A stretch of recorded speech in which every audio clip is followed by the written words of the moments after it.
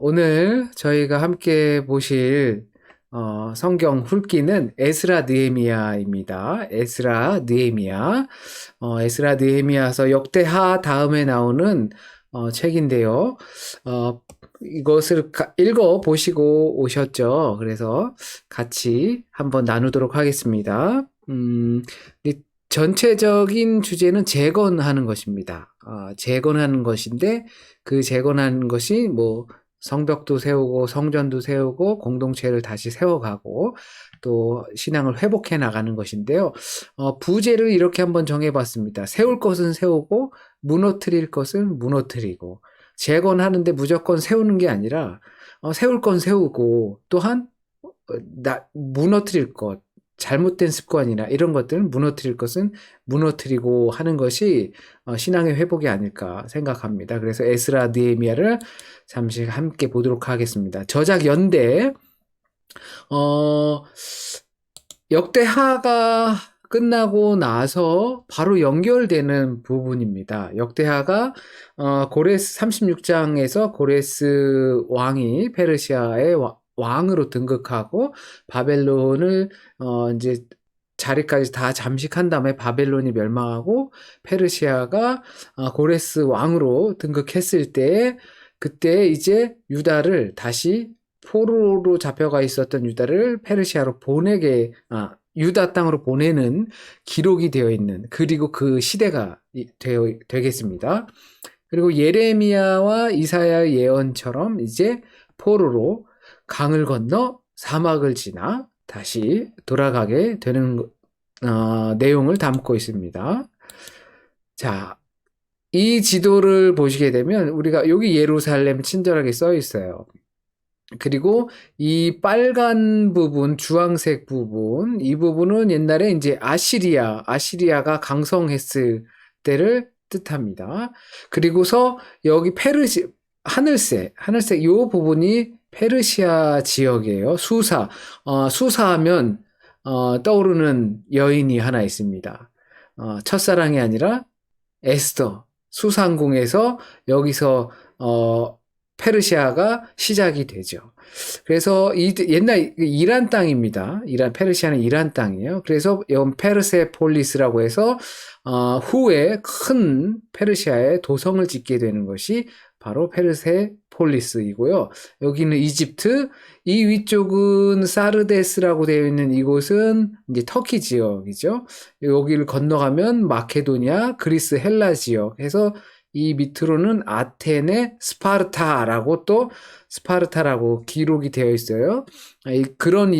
스파르타라고 기록한 이유는 여기에 페르시아와 지금 이 녹색은 페르시아가 가장 강성했을 때 여기까지 그리스, 마케도니아까지 점령을 하고 바로 여기 건너가면 인도예요. 인도 지역까지 다 점령했을 때 당시를 보여주고 있는데 이럴 때에 이 스파르타와 그 전쟁을 펼치게 되는 장면이 있기 때문에 그렇습니다. 그거는 이제 아하수에로 왕이라고 해서 에스더 시대에 에스더가 왕후였고 아하수에로가 이제 임금으로 있었을 때였죠. 그때 그리스와 전쟁을 많이 펼쳤습니다.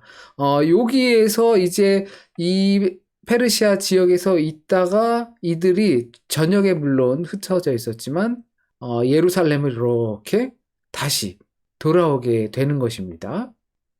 마치 이집트에서 건너서 예루살렘으로 오는 것처럼 말이죠.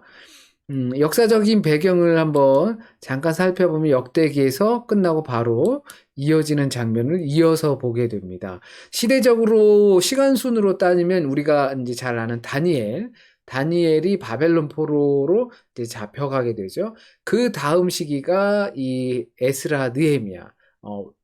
다니엘 에스겔 그 다음 시기가 에스라 느헤미야가 되겠습니다. 이제 고레스 2세라고 하고 이제 세계사적으로는 키루스라고 하는데요. 그때 1차 포로가 귀환을 하게 됩니다. 지금 에스라 첫 장에서 나오는 그 임금, 역대기 하 마지막 장에 나오는 그 임금이 고레스 2세입니다. 그리고 나서 고레스가 죽고 그 아들이 왕위를 이루다가 그 아들이 이제 반란에 죽게 돼요. 그리고 나서 이 다리오라는 그 혈통은 아니지만 다리오라는 사람이 왕위를 계승하게 돼요. 쿠데타를 통해서. 그러나 이 고레스 임금의 좋은 정책이나 치리 방법을 그대로 받아서 다리오 1세가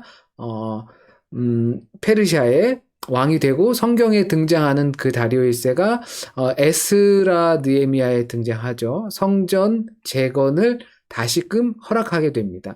고레스 때 돌아가서 성전을 지어라 했지만 그 아들이 그 사마리아 지역 사람들의 방해로 인해서 그러면 이 사람들이 성을 짓고 나면 또 다시 이제 반역을 할 거다. 이스라엘 사람들은 아주 거기에 능하다. 그래서 취소를 시키죠. 성전을 짓지 못하게 하죠. 그 다음에 다시 다리오 1세를 통해서 성전을 다시 재건하고 완공하게 되는데 이때 활동하던 선지자가 스가랴 학계 선지자들을 통해서 다리오 1세 2년 때 완공을 하게 됩니다. 아하수에로 임금이라고 해서 크세르크세스라고 그리스어로는 그렇게 이름이 나와 있고요. 또 에스더의 시대에 나오게 됩니다. 그러니까 다니엘 시대가 지나고 에스라의 시대가 열리면서 그 중간에 이제 또 에스더 시대가 있는 것입니다. 그리고 나서 아닥사스다 1세라고 해서 이제 에스라가 귀환하고 이제 수룹바벨 지나서 에스라가 귀환하고 그 다음에 느헤미야가 귀환하게 하는 큰 역할을 해준 아닥사스다 1세가 등장하게 돼서 그때 성벽을 재건하게 됩니다. 예루살렘의 성벽을 올리게 됩니다. 자, 그 에스라와 느헤미야에 있는 구조와 이제 내용들을 잠시 한번 살펴보도록 하겠습니다. 주된 테마는 이제 돌아옴과 재건입니다. 1차 포로 귀환이 이제 537년 또는 538년으로 알려져 있고, 이 수룹바벨이 고레스 왕 원년에 이렇게 나와서 성전 재건을 시작하게 됩니다. 그게 1장에서 6장 이야기고요. 또 2차 포로 귀환 나오는데 이게 7장에서 10장까지의 내용입니다. 7장에서 10장은 에스라의 종교개혁을 담고 있고 그 페르시아의 임금이 아닥사스다 왕 7년 차로 바뀌면서 성전이 완공이 됩니다. 그리고 3차 이제 포로 귀환 후에 이제 느헤미야가 아닥사스다 왕 20년에 느헤미야가 돌아오게 되고 그때 성벽을 재건을 하게 되고 그 다음에 이제 신앙 회복 운동을 하게 됩니다. 이제 조금씩 훑어보도록 하겠습니다. 성전 재건을 먼저 훑어봅니다. 첫 번째로는 바사왕 고레스가 이제 유다인들을 돌려보내는 거죠. 1장 1절에서 2절 말씀에 바사왕 고레스 원년에 여호와께서 예레미야의 입을 통하여 하신 말씀을 이루게 하시려고 바사왕 고레스의 마음을 감동시키매 그가 온 나라에 공포도 하고 조서도 내려 이르되 바사왕 고레스는 말하노니 하늘의 하나님 여호와께서 세상 모든 나라를 내게 주셨고 나에게 명령하사 유다 예루살렘 성전을 건축하라 하셨나니 라는 이 말을 통해서 칙령을 통해서 돌아오게 되죠. 그리고 나서 이제 2장에서 귀환한 사람들의 명단을 기록합니다. 이 2장에서 기록된 명단이 느헤미야에서 다시 기록이 됩니다. 그래서 이제 에스라 느헤미야를 거의 같은 책으로 보고 있고요. 에스라 느헤미야는 원래는 그 유대 전통에서는 한 권의 책으로 보고 있습니다. 그런데 후에 이제 이 성경책이 이제 나누어지면서 구분하게 되었죠. 자, 두 번째로는 이제 스룹바벨이 3장에서 6장부터 이제 성전을 재건하게 됩니다. 약 22년간 동안 성전을 재건하는데요. 이 스룹바벨, 바베르시, 그러니까 바벨론에서 이제 태어난 인물로 보고 있습니다. 그 먼저는 제단을 쌓고 성전의 기초를 쌓게 됩니다. 그런데 그 3장에서 그런 표현들이 나옵니다. 첫 성전을 본 사람들의 통곡과 기초를 세운 사람들의 환호가 공존한다. 그러니까 장로들이 있었고 연로한 사람도 있었고 그 사람들은 솔로몬의 성전을 본 사람들이었다라고 기록을 하고 있어요.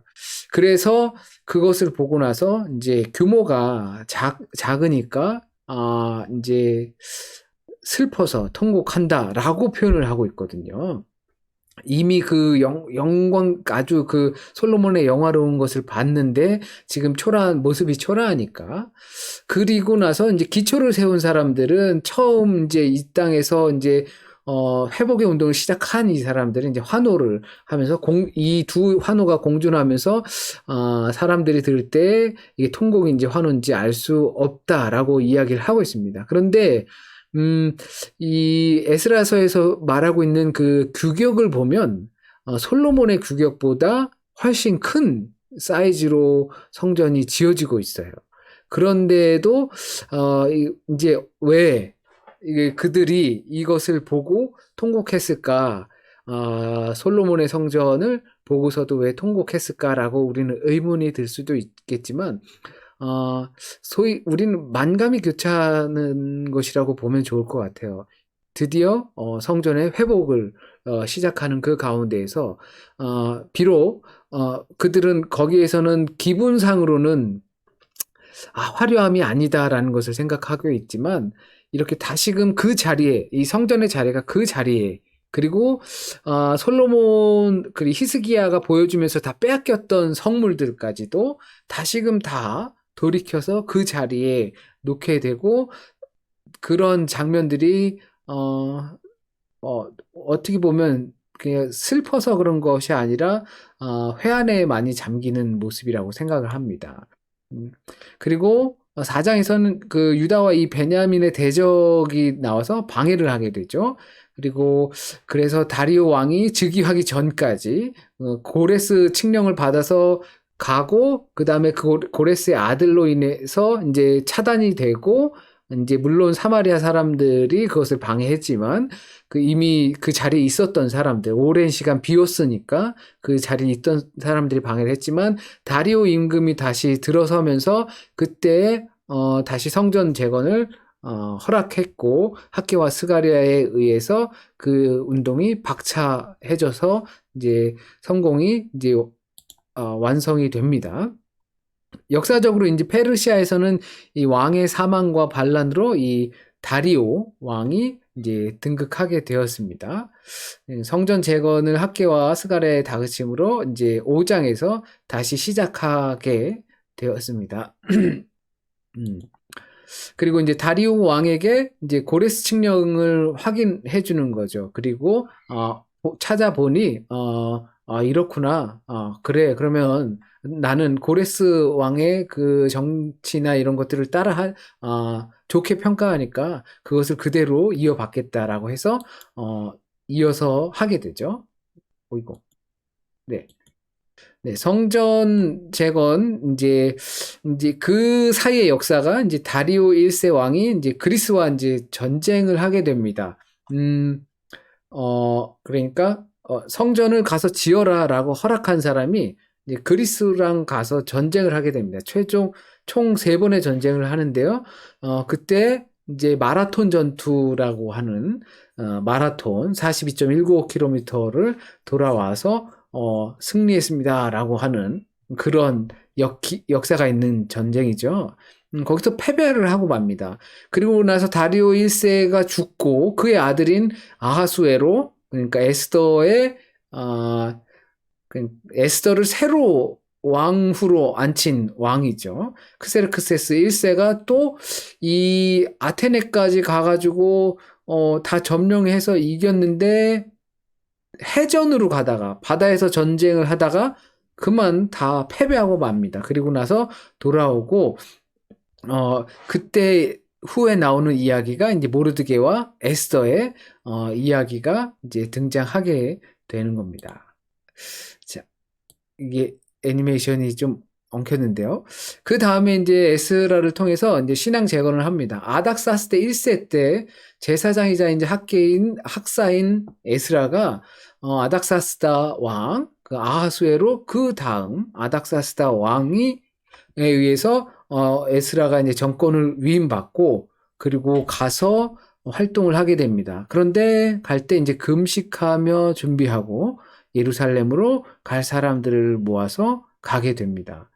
그런데 가서 보니까 이미 귀환한 사람들, 성전을 짓고 그 다음에 많은 기간이 지나게 됩니다. 50에서 60년 정도 기간이 지난 다음에 사람들을 보니까 이미 돌아와서 성전을 건축하고 이런 사람들을 보아하니 다수가 이방 혼인을 하고 자식까지 낳고 있는 모습들이 보게 되니까 에스라의 입장에선 이게 심히 통곡할 문제죠. 그래서 에스라가 이 모습을 보고 자신이 먼저 크게 회개를 하고 통곡을 하게 됩니다. 그리고 나서 10장에서 이방 혼에 대한 모두 이제 갈라서라.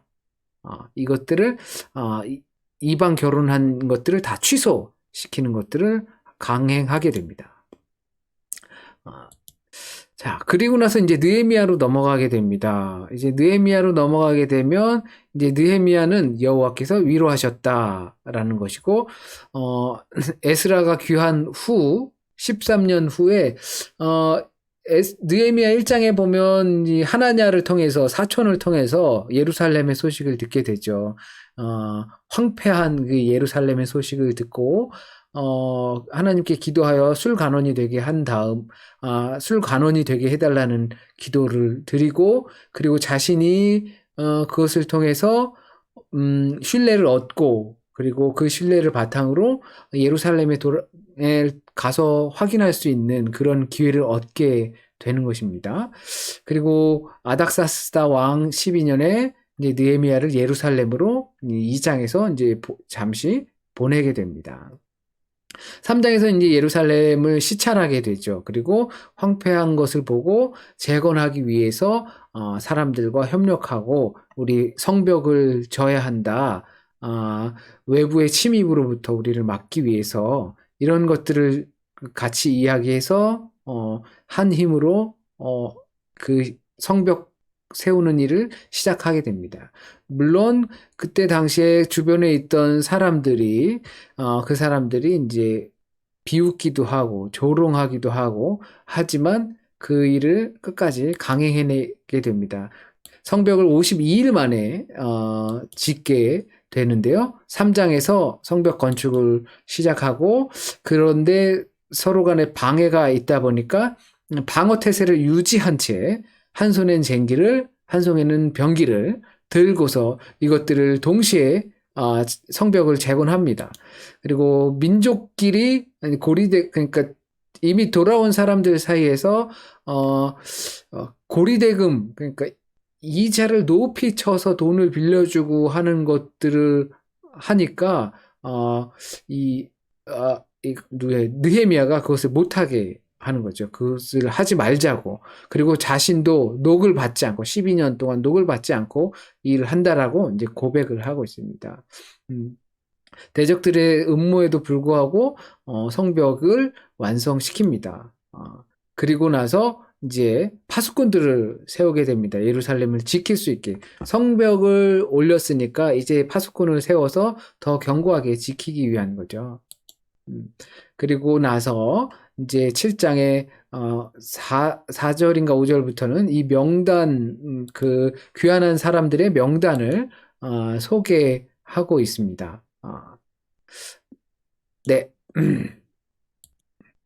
마지막 8장에서 13장까지는 이제 결말인데요. 8장에서 이제 에스라가 수문 앞 광장에서 율법을 낭독합니다. 그때 백성들이 회개 기도를 하고 또 율법을 지킬 것을 맹세하고 그리고 절기들을 지키게 된 것이죠. 그리고 성벽을 12장에서 이제 봉헌하게 됩니다. 그리고 이제 느헤미야는 다시 페르시아로 돌아가고 다시 또 돌아오게 됩니다. 돌아가고 또 돌아오게 됩니다.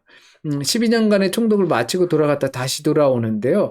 돌아와 보니 성전이 열심히 짓고 성벽까지 지었지만 그냥 방치되어 있는 거예요. 그리고 성전을 지키고 할 수 있는 그 자격을 갖추는 것들을 모세의 율법대로 지키게끔 했는데 자격 없는 자들이 파수꾼을 하고 또 안식일을 지키지 않고 또 안식일에 장사를 하고 이런 일들을 해서 다시 개혁을 선언하게 됩니다. 매우 어떻게 보면 실망스러운 장면이죠. 그런데 우리는 이제 사사기나 왕정이나 이런 것들을 통해서 이미 이제 익숙해요.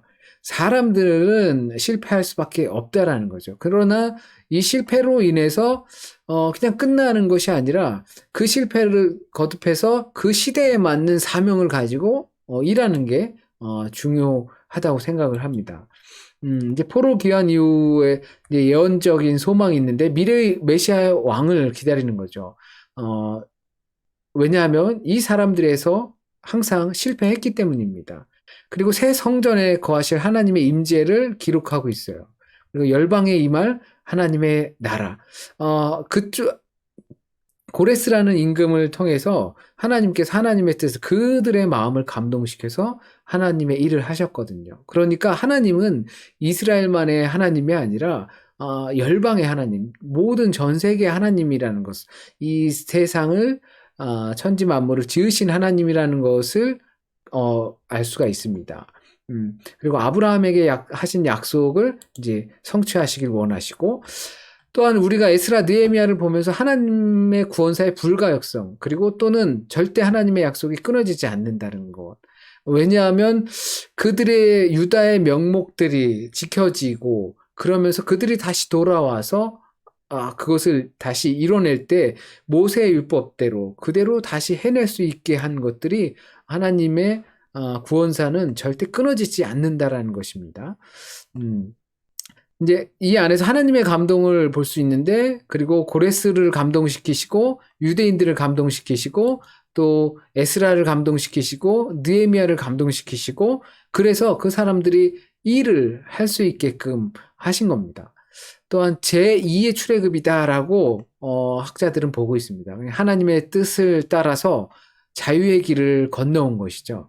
이제 이집트에서 건너왔다면 이번에는 그 반대 동편 페르시아에서 다시 강을 건너고 사막을 지나서 광야를 지나서 이 예루살렘에 다시 돌아오게 된 것입니다. 그리고 그 안에서는 율법을 준수해야 할 것을 강조하게 됩니다.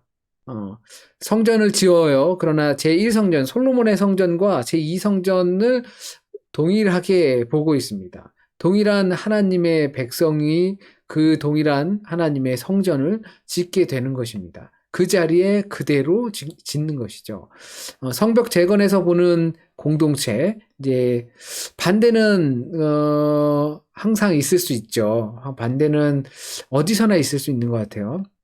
성벽을 재건하면서 성전을 지으면서 또한 신앙 운동을 영적 각성을 일으키면서도 그 안에는 항상 반대는 있어요. 내 안에서도 반대는 있고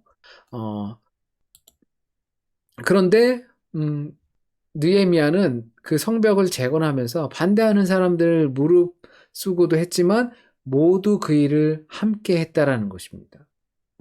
어떠한 느헤미야가 리더로서 주축이 돼서 어떤 사람들과 함께 했지만 그보다 더 중요한 것은 모두 함께 했다라는 것입니다. 그 일에 모두 동참했다라는 것입니다. 그리고 자신의 담당을 책임을 졌어요. 그러니까 느헤미야가 성벽을 짓고 뭐 이렇게 하는 일들 가운데에서도 자기에게 맡겨진 영역이 있잖아요. 예를 들면 우리 같은 경우에서는 내가 담당하고 있는 나의 삶의 영역, 그것들을 이제 지키게끔 했습니다. 그것들을 먼저 지키고, 그리고 만약에 거기에 침범하지 못하게 하고, 그리고 거기를 온전하게 하나님의 예배 처소로 만들고, 이렇게 하는 작업을 통해서 자신의 역할을 다 했던 것입니다. 그리고 이 일을 하면서 반대하는 일들도 많지만 하나님의 일이다라는 확신을 가지고 했던 것입니다. 그렇기 때문에 그 반대에도 무릅쓰고 할 수 있게 되었던 거죠.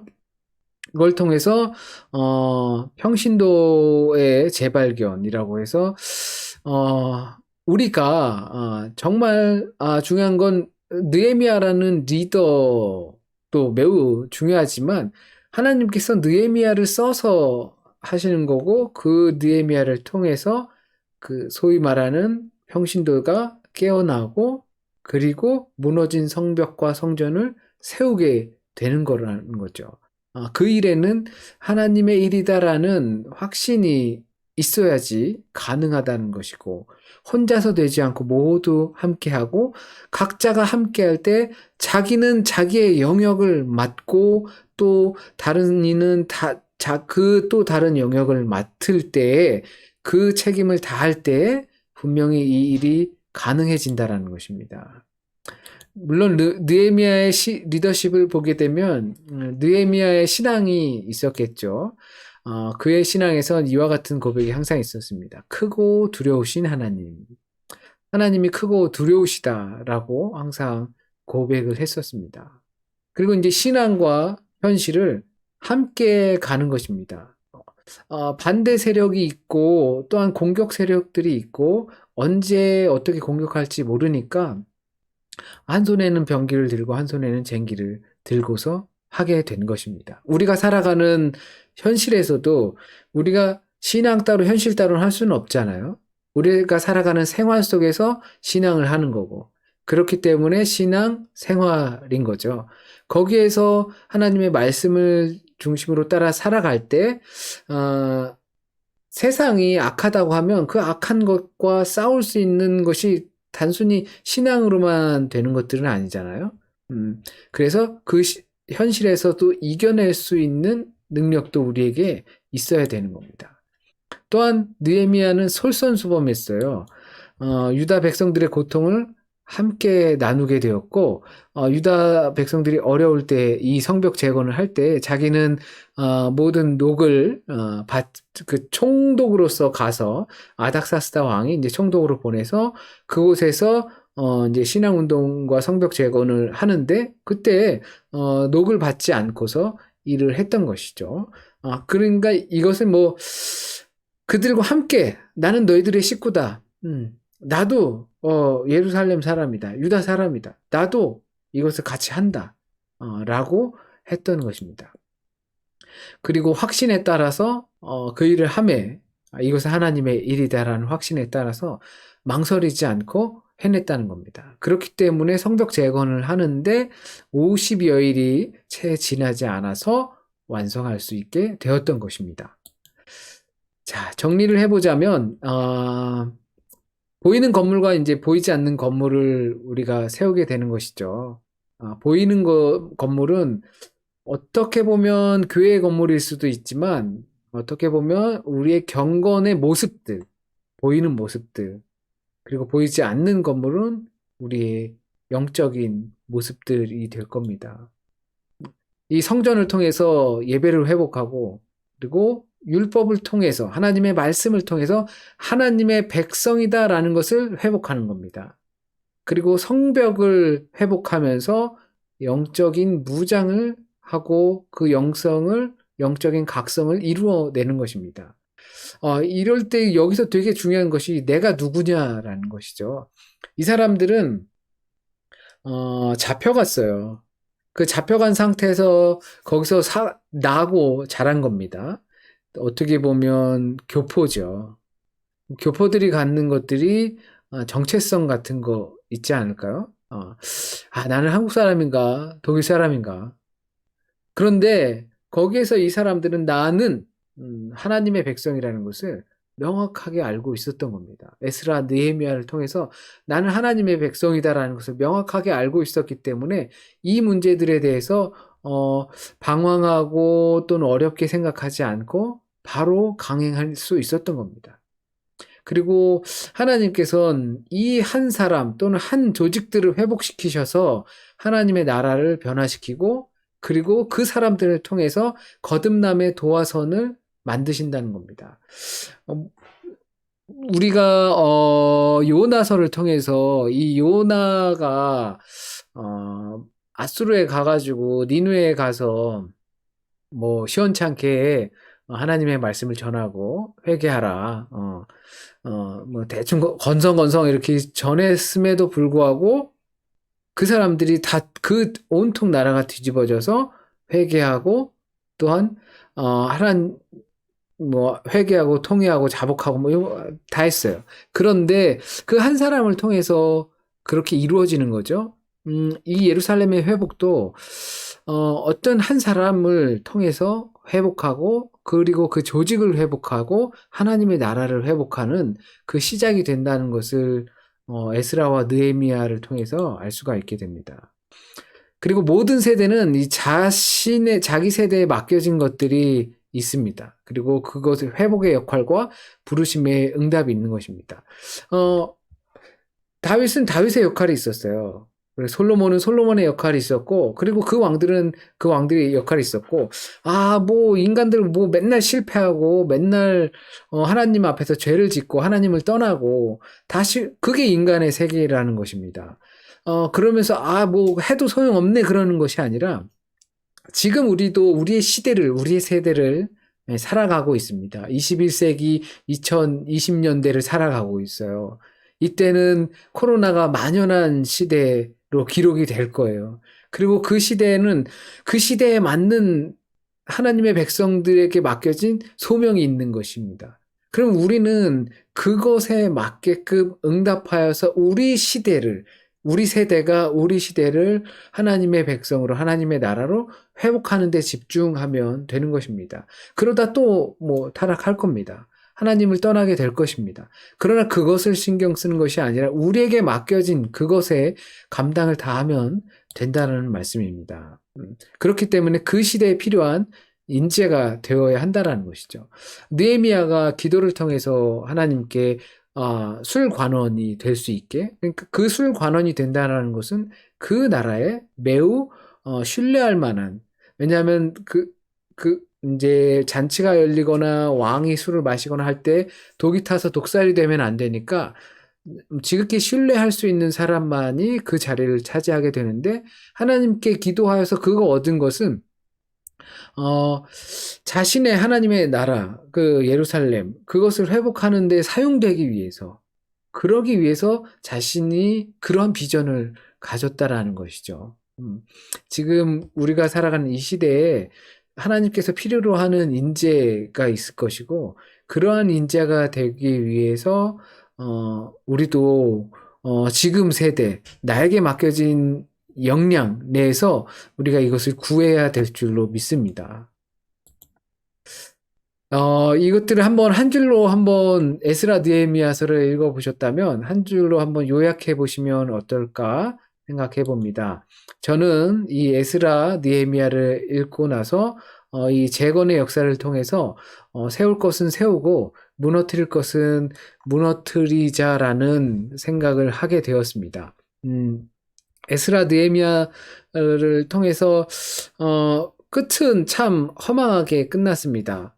시작이 고레스 칙령으로 인해서 다시 돌아와서 숱한 방해 공작들을 물리치면서까지 성전과 성벽을 짓고 율법을 다시 세우고 절기들을 다시 세우면서 하나님 앞에 맹세하고 그리고 우리가 그렇게 지키겠다라고 약속을 하면서 했지만 그렇지만 또다시 부패하고 성전의 일들을 다른 사람들에게 맡기고 넘겨버리고 내가 해야 할 일들을 다른 사람들에게 넘겨버리고 그것은 그만큼 중요하지 않게 되고 그렇게 되다 보니까 다시금 타락하는 길, 하나님을 떠나는 일들을 범하게 되는 장면으로 나오게 됩니다. 그러면서 이제 우리가 너무나 잘 아는 말라기, 그런 이야기들이 등장할 수 있게 되는 것이죠. 이것이 사람의 역사인 것 같습니다. 항상 흥할 수 없는 그 역사 가운데서 하나님께로 돌아올 때가 있고 또한 이렇게 패역할 때도 있는 것 같습니다. 그렇기 때문에 우리가 우리 세대에서 패역하지 않고 하나님께 돌아온 자로 살기 위해선 날마다 점검하면서 세울 것을 세우고 버려야 할 것, 무너뜨려야 할 것은 무너뜨려야 할 줄 압니다.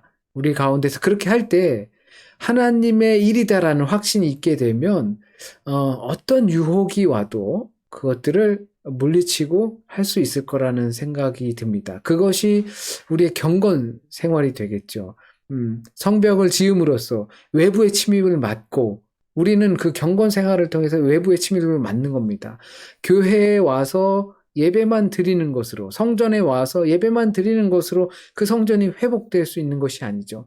거기서 다시 나갈 수밖에 없고 마을로 들어갈 때 그것을 우리의 마을, 우리의 생활을 지켜줄 수 있는 것은 성벽이죠. 그 성벽이 있어야 외부 침입이 없기 때문입니다. 그런데 그 성벽이 없는 곳은 사탄과 우리는 계속 수많은 미혹과 유혹들과 부딪힐 수밖에 없는 것입니다. 그럴 때 우리가 싸워야 하는 건데 그것이 이제 영적 싸움이 되는 것이죠. 그럴 때 우리는 무너뜨릴 것을 무너뜨리고 세울 것을 성벽을 바르게 세우면 우리가 많은 공격에서 당당하게 이겨낼 수 있을 거라 생각이 듭니다. 에스라서 느헤미야서 이렇게 함께 읽어봤는데요. 제가 준비한 것을 이제 마치고 그리고 잠시 함께 나눔의 시간을 갖도록 하겠습니다.